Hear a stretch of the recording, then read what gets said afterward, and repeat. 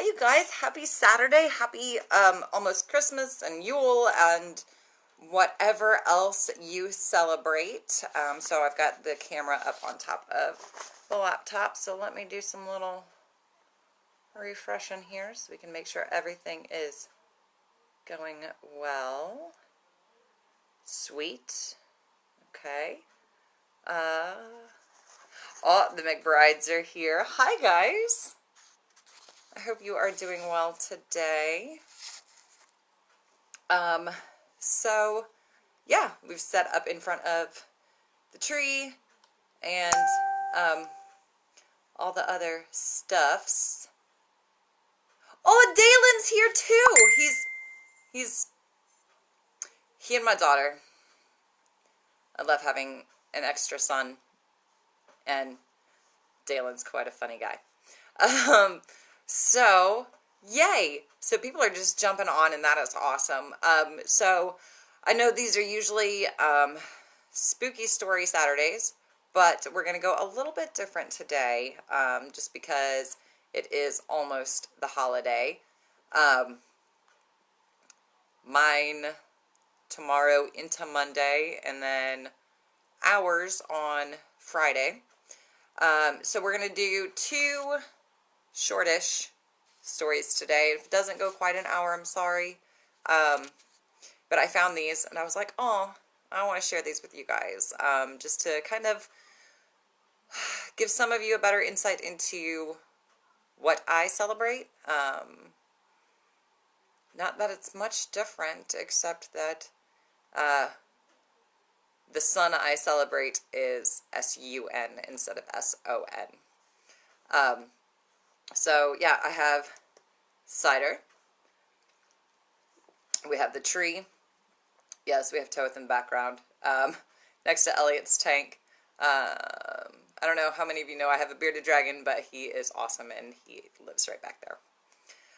So the first story that we're going to do today is the Yule fairies, and then the second is the first Yule.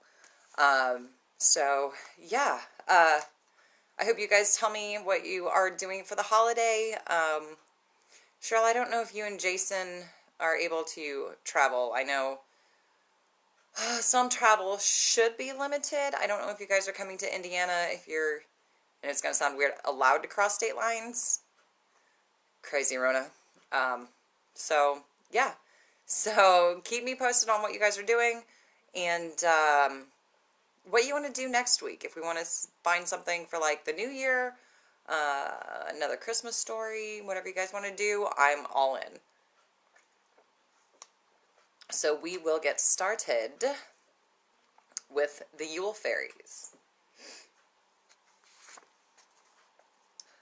A group of little fairies huddled in their home deep under the roots of a giant oak tree. They were safe and snug in their tiny underground cave lined with dandelion fluff, bird feathers, and dried moss. Outside, the wind blew cold and the snow fell softly down to cover the ground. I saw the Sun King today, the fairy named Rose said as she pulled her mossy cloak tighter about her. He looked so old and tired as he walked off through the forest. What is wrong with him? The great oak said he is dying, answered Daffodil. Dying? Oh, what will we do now? Little Meadowgrass started to cry. If the Sun King dies, our little plant friends will not grow. The birds will not come and sing again. Everything will be winter forever. Lilac, Dandelion, and Elder Blossom tried to comfort their friend, but they were all very sad. As they huddled together, there was a knock on the tiny door. Open up, fairies, called out a loud voice. Why are you hiding instead of joining us in our solstice celebration? Rose opened the door, and the little gnome Brown Nobby pushed inside, shaking the glistening snowflakes off his brown coat and hat. We are too sad to celebrate, Daffodil said, wiping her eyes. The Sun King is dying. Haven't you heard? He is dead, you silly fairies. Brown Nobby's round dark eyes sparkled with laughter. Now hurry, or we'll be late for the celebration. How can you be happy and laughing? Elder Blossom stamped her little foot and frowned at the gnome. If the Sun King is dead, it will be winter always. We will never see the sun again. Silly little child fairies. Brown Nobby grabbed Dandelion by the hand and pulled her to her feet. There is a secret to the winter solstice. Don't you want to know what it is? The fairies looked at him in surprise. Secret, they all said. What secret? We are only new little fairies, you silly gnome. We've never been to a solstice celebration before. Come and see, come and see. Get your capes and come with me. Brown Nobby danced and jigged around the room. Hurry, hurry, don't be slow. To the sacred oak grove through the snow. He danced out of the door and disappeared. What did that gnome mean? Rose asked as she gathered up her cloak of dried rose petals, held together with cobwebs and lined with goose down. I don't know, but the lady lives in the sacred grove. Meadowgrass pulled on her hat. Perhaps if we go see the goddess, she can explain what Brown Nobby was talking about. The fairies left their snug little home and trudged off through the snow toward the sacred oak grove. The forest was dark, with only the light of the moon shining down through the thick fir branches and bare limbs of maple and hawthorn. It was very difficult for them to get through the snow, because they were very, very small. As they waded through the wet snow and shivered in the cold wind, they met a fox. Where are you going, fairies? The fox asked. To the sacred grove, they answered. They were cold and shivering. Climb on my back and I will take you there swiftly. The fox knelt down so the fairies could climb up. Then he raced off through the dark. Listen, Lilac said as they neared the grove of sacred trees. Someone is singing happy songs. A lot of someones. The beautiful music carried over the cold, still, moonlit air. It was the most beautiful music the fairies had ever heard. The fox carried the fairies right to the edge of the stone altar in the center of the grove, then knelt down. Look, said Elder Blossom as they slid to the snow-covered ground. There is the maiden, and the mother, and the old wise crone, and many other little people. Excuse me. They are all smiling and happy, said Lilac as she looked around at all the creatures. All the animals are here too, whispered Dandelion. Why are they all looking at the mother? The fairies moved closer to the three ladies seated on the altar stone. The mother held a bundle close in her arms, smiling down at it. The maiden reached down and took the fairies gently in her hands. She held them close to the mother so they could see what she held. A baby! The fairies cried. A new little baby! Look how he glows! He is the newborn Sun King, said the maiden, smiling. But Brown Nobby and the old oak tree said the Sun King was dead, the fairies answered her. How can this little baby be the Sun King? That is the great secret of the winter solstice. The old wise one touched the baby's cheek with her wrinkled hand. Every year the Sun King must come to the sacred grove during the darkest days of winter where he dies. I take his spirit to the mother, who gives him new life again. This is the way for all creatures, not just the Sun King. You mean everything lives and dies and lives again? The fairies looked down in wonder at the baby Sun King, nestled in the arms of the mother. Yes, little ones, answered the old wise crone. There is never an end to life. This is the great mystical secret of the winter solstice. The fairies laughed because they were so happy. I think the little Sun King should have gifts, said Rose. I will show him where the wild roses bloom in the early summer. "And I will teach him to call the birds and listen to the songs of the wind," exclaimed Dandelion. "When he is older and stronger," said the mother, "then the flowers will bloom at his touch. The birds will return to sing their songs, and the air will be warm from his breath, and winter will be gone for a time. Then the Sun King will run and play with you in the forest." The little fairies sang to the baby Sun King songs of the coming spring, the sweet-smelling flowers, the bumbling bees, and all the secrets of the forest. And all the creatures within the sacred grove sang with them. Then the fox took them back to their snug home under the roots of the giant oak tree, where they dreamed wonderful dreams, waiting for the warmth of spring and the fun they would have with the little Sun King. So I just thought that was a cute little story. I wanted to share that with you guys. The next one is basically the same story. I don't know. It's really short. Really tiny letters. I may have to grab my glasses for this one. So let's see. I think we'll be staying home for the holiday this year, sweetheart. Probably a good idea. Indiana is like a hot spot for the Rona, and I don't want you guys sick. I know you've already dealt with this whole nastiness, and I am not at all convinced that you can't get it again. So, and that's simply because I know a couple of people who have gotten it twice. So please keep yourselves safe. Snug as a bug, I guess. Hot chocolate and maybe grown-up hot chocolate or cider, such as I am drinking today.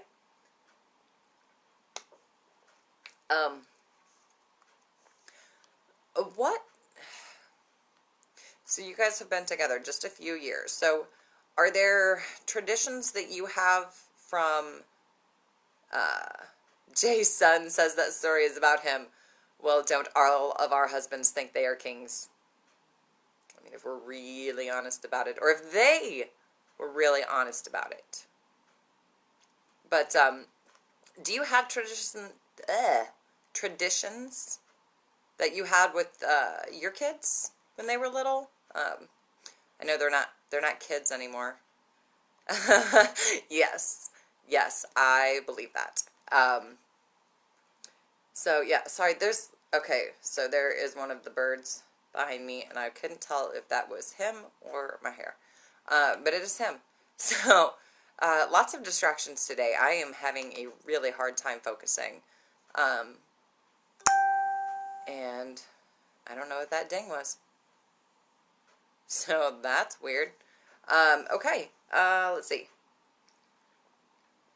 I am going to grab my glasses because this is like a 4-point font. So, pardon me for 1 second.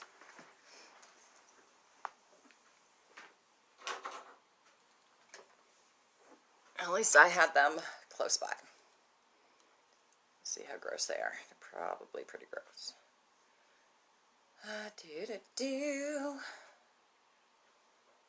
There we go. That is going to be better for me. A little bit glary for you guys, so I apologize about that. But we had to get some light going. So this is the first Yule, and I found this on the Pagan Library, which is an awesome resource for me to find little stories about different gods and goddesses, just for research sake, as I say. I don't think I've actually connected with one of the gods or goddesses yet. I know there are several that I speak to, but some of that is just... Okay, we're going to get a little theological and philosophical for just a moment, so bear with me. For me, speaking to them is really no different than when I used to pray. I just kind of speak things out loud and hope that I get some sort of response. I have yet to have an auditory response, which is fine. You know, it's more me just kind of getting things off my chest. We aren't anti-ritual, just lazy. I 100% feel that I was not going to even leave the house this weekend, and if I had not had to go get gas, I probably would not have. But keep an eye out. Charles went to get some posters for the show that he has running in Blackford. Very cool. It's him on one side of the building and then a bunch of John Lennon stuff on the other side of the building, which is awesome. So there are going to be some posters up around Muncie and Yorktown, and I will probably shoot one and put it on my Facebook. So keep an eye out for that. The show does run through February 7th, I believe. Yes, the Sunday before my birthday. In case anyone is keeping track, it is February 9th, which is a Tuesday, which is a Vera Mays Day. And I have not been to Vera Mays for our Tuesday group in several months because y'all know I am a scaredy cat about the Rona. It's real, it's killing people, and I don't want it. So we will have to watch the trends and see what is happening with the Rona between now and then. But with a straw, I can still drink from a birthday. Anyway, okay, so once again, our Saturdays have digressed into just my rambling thoughts, because apparently that's what we're doing now, which is fun for me, but probably not as much fun for you guys. So, we will move into our next story. That exhibit is awesome. Jason showed me a video of it. Yeah. And he had no idea, like, until he took his pieces up, that it was going to be John Lennon pieces on the other side of the building. So, I'm hoping that brings some folks in. All of the pieces that went up there are for sale.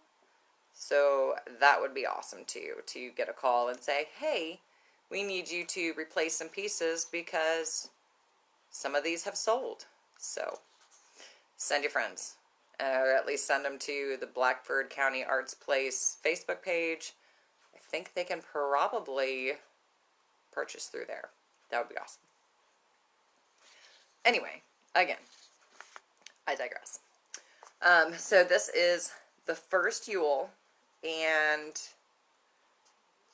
I think this was written by this gal Laurel. I don't know. I'm going to assume so. So, yes. Yes.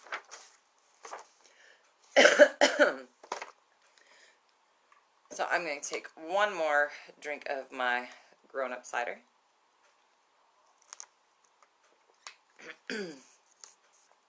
And as the best stories do, this one starts with a once upon a time. Once upon a time, long, long ago, a beautiful young woman lived on a blue and green island. She had many friends on the island: fairies, trees, flowers, rabbits, deer, and birds. But she was the only person who lived there.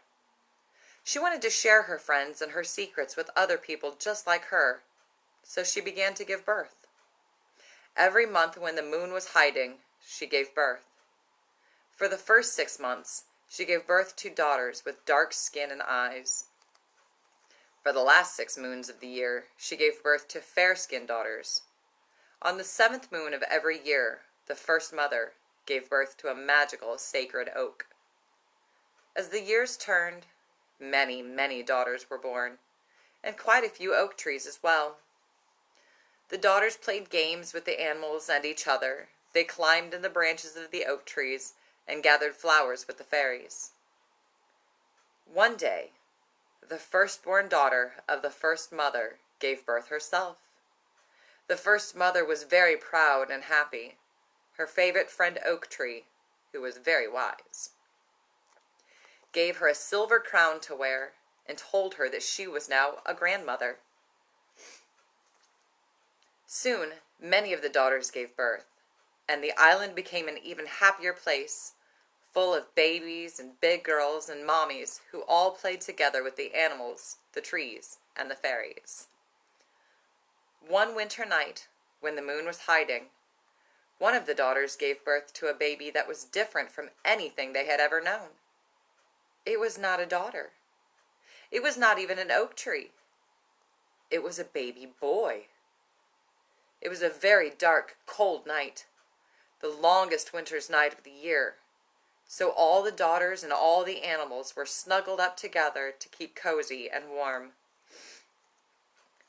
After their excitement of seeing a new baby born passed, the daughters and the animals realized that the baby boy was not feeling well. He was not as strong or as warm as the babies and trees that were usually born on the island. They all began to worry about the new baby and tried to keep him warm. The animals with the furriest coats pushed up close to the mother and baby. The fairies sprinkled magic dust above him, and the little girls sang wonderful songs and danced around and around the room. But the baby boy couldn't get warm enough, and soon he was too cold and tired even to cry or to drink the healing milk from his mother. The first grandmother was so afraid for the baby boy. She tried to hide her tears from her daughters and ran out into the forest. The snow was very deep and full of white glitter. She tried to walk, but it was just too deep. So her friend the owl carried up above the snow-filled clouds deep into the magic forest where her firstborn, the most sacred, wise friend, Oak, lived. The first grandmother intended to ask her friend for advice about the baby boy. When the owl reached the clearing where the sacred first oak tree lived, the grandmother gasped. There was no snow on the ground there, and in the middle of a perfect circle lay her friend the oak. The tree had fallen to the ground and broken into a pile of logs and branches. She rushed to kneel beside the broken tree, and her teardrops turned into sparkling icicles on her cheeks. While she was trying to understand what had happened to her dear friend, a coyote entered the circle and brushed up beside her. First, the coyote kissed her tears dry, and then whispered a secret in the first grandmother's ear. The grandmother nodded, and with the help of the coyote and the owl, she gathered some of the branches from her oldest friend, Oak, and they returned to her daughter and the baby boy. Using the gifts from the oak and the secrets from the coyote, the grandmother built the very first fire that anyone on the blue and green island had ever seen. The fairies were shocked. They had never seen anything dance like that without wings. The animals laughed. They had never seen colors so bright except on springtime flowers. The daughters didn't know what to do.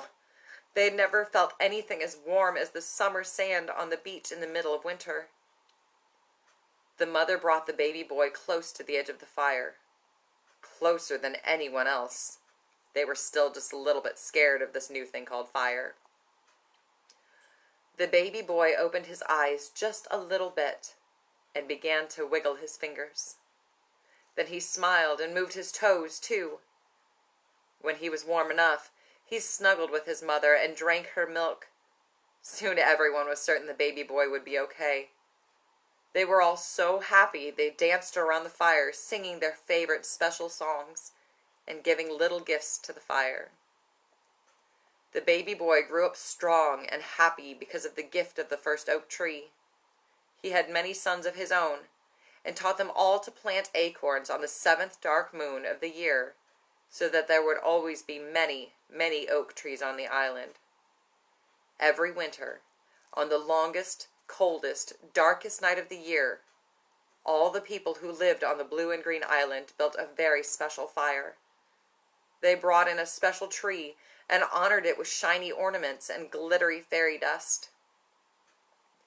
They picked one very special branch or log and sang their favorite songs while they decorated it. Then they would give this beautiful log to the fire as a present, and all the children would hear the story of the gift of the first oak tree. So on the longest night of the year, whenever you light a candle or build a fire, remember the story of the first grandmother and the coyote who told her the secret. No matter how cold and dark it seems, the sun will always be reborn and bring us warmth and light again.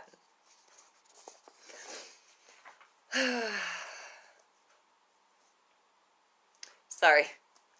Whew. I don't know, I just got so emotional. I really did. Yeah. Wow. Okay. So that was an awesome story. Yeah.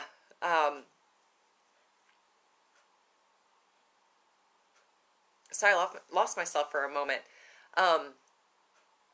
So yeah, for some of you, it is the virgin birth biblical story. This is not that much different. I mean, it's not like any of these. Well, the first mother, thank you. The first mother, of course, didn't have a husband, and she had daughters. And yeah, so since I started on my journey and my path, I have always been drawn to the triple goddess, the maiden, mother, and crone. Just because it is something that, as a woman, I will experience. I was a maiden, and now I am a mother, and someday I will be a crone. And it is such a special journey, and even on the days when I am cursing the natural functions of being a woman, I am still very cognizant of the fact that I am blessed to be able to live all three of those aspects. Yeah, wow, you guys, we got really deep again today. Sorry, yes, I'm using my scarf because I have no tissues handy. It is, yeah, you moms know it is an honor to be a mother, whether that is having given birth yourself or having these children in your life who think of you as a mom.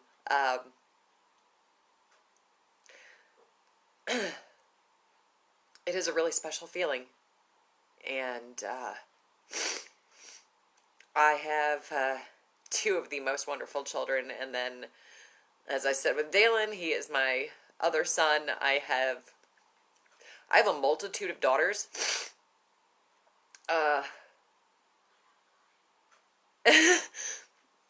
Dalton just whispered, "What about Kyle?" Yes, Kyle is one of my other sons. Yeah, it is a special feeling when a child that you did not give birth to calls you mom. Yeah, it really is. It's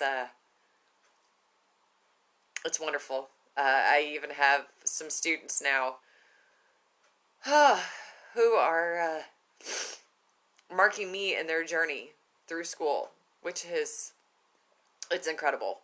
I don't know why I'm so emotional today. Wow. We are between moons, so I'm not sure what this is all about. So yeah, we may have to go a little early today because I'm turning into a mess. I don't know what this is all about. But I will just leave you guys with the happiest of Yule wishes and Christmas wishes, and whatever you celebrate, please take some time. Thank you. Please take some time this week to be kind to someone.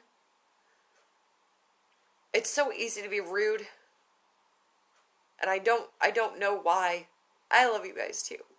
I don't know why it's so easy to be rude anymore, but please take some time to be kind to someone. You just never know You just never know if you might be the person that changes their outlook on things. Just with your kindness. Yeah, something small. I don't know, a little card for your... Okay, Jason, hang on to this. A little card for your mail person. I have to do that. I have to make sure that there is a little card in the mailbox for him. They are run really ragged this time of year. So, yeah. Hold the door for one extra person. You know? Offer to carry somebody's groceries to their car. I know you shouldn't get within 6 feet of them, but you just never know. You just never know. This has been a year of despair for some people. So, go into your phone contact list. Find someone you've not sent a text to in the last 3 months. Just reach out to them, wish them a happy Yule, Merry Christmas, Happy New Year. I don't know. Joyous Festivus. I don't know. Just whatever. Send something out today. Even if you don't get anything back, you don't know what kind of a difference you can make. So I'm going to leave this here because I'm losing my crap right now. And I will touch base with you guys this week and see what we want to do for Saturday. And just know that I love you. I treasure you guys. I wouldn't do this every Saturday if it wasn't for you. So, thank you for being a part of this year of exploration for me, setting some intentions. There may be some big news coming up, so I will keep you guys posted, and I will see you next week. I love you. Bye.